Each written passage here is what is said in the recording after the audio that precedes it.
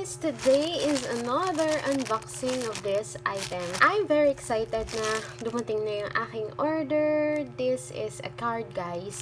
So, as you can see sa title and sa thumbnail, alam nyo na kung ano to. And I'm super excited to open this one. So, let's try to open it. So, first time kong kumuha ng card sa Gcash. So, this is my super duper nice na Gcash card.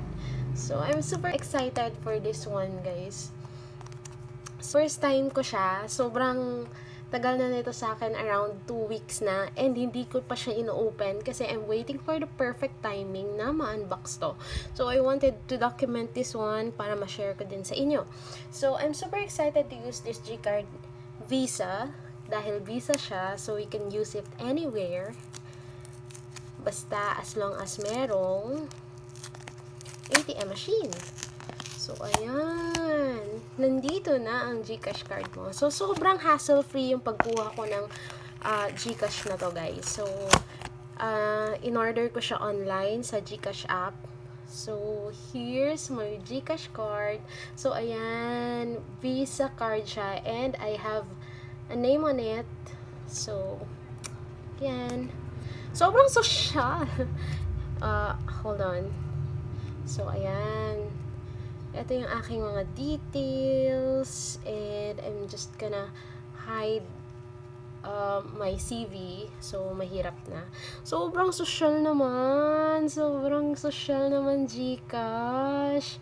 I'm super excited to use this one. And I hope you guys have this also dahil magagamit mo to anywhere sa pagbabayad ng bills mo, sa shopping spree mo sa mall. So, you can use this card dahil nga Visa siya. And yeah, so hassle-free. So, dumating siya. In-order ko siya around